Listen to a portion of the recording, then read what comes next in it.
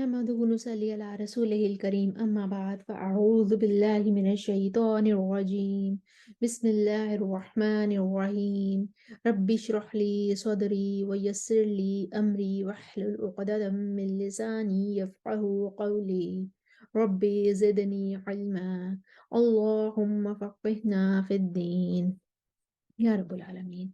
جب ہم سورہ البقرہ کی آیت نمبر 22 کو اربع قرآن میں ٹھہرا کر دیکھتے ہیں، سب سے پہلا وقف ہم بنا ان پر کریں گے اور اس کے بعد پھر ہم یہاں پر قالون کے لیے پڑھتے ہیں۔ کوئی خاص اختلاف نہیں ہے، مد متصل ہے، فراشوں پر ورش کے لیے ترقیق الراء ہے، الارضی پر نقل الحرکہ ہے ورش کے لیے، اور یہاں پہ کوئی خاص اختلاف نہیں ہے۔ تو پہلے ہم قالون کے لیے پڑھتے ہیں۔ الذي جعل لكم الأرض فراشا والسماء بناء۔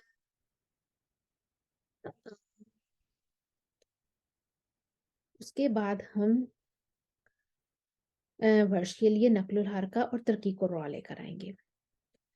الذي جعل لكم الأرض فراشا والسماء بناء۔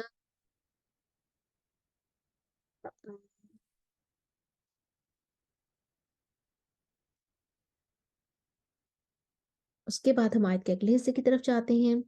رزق لکم پر ہم اپنا وقف کریں گے۔ سمائی پر مد متصل ہے اور ما ان پر بھی مد متصل ہے، دو مد متصل آ رہی ہیں۔ قالون جب پڑھیں گے تو دوری بصری اور حفظ ان کے موافق ہو جائیں گے، پھر ورش اپنا طول لے کر آئیں گے۔ وَأَنزَلَ مِنَ السَّمَاءِ مَاءً فأخرج به من الثمرات رزقا لكم ورش کا طول۔ وأنزل من السماء ماء فأخرج به من الثمرات رزقا لكم۔ اس کے بعد ہم آیت کے آخری سے میں آئیں گے۔ انتم پر صلہ اور عدم صلہ میم الجمع والا اختلاف ہے۔ پہلے قالون کے لیے پڑھیں گے، دوری بصری ورش، دوری بصری اور حفظ ان کے موافق ہو جائیں گے، پھر ہم قالون کا صلہ لے آئیں گے۔ فَلَا تَجْعَلُوا لِلَّهِ أَنْدَادًا وَأَنْتُمْ تَعْلَمُونَ، قالون کا صلہ۔ وَأَنْتُمْ تَعْلَمُونَ۔ ہم اس آیت کو دوبارہ پڑھ دیتے ہیں۔ اسکرین پر آپ کے سامنے تمام وجوہ لکھی ہوئی آ رہی ہیں، آپ ساتھ میں دہرائی کر لیجئے۔ الذي جعل لكم الأرض فراشا والسماء بناء الذي جعل لكم الأرض فراشا والسماء بناء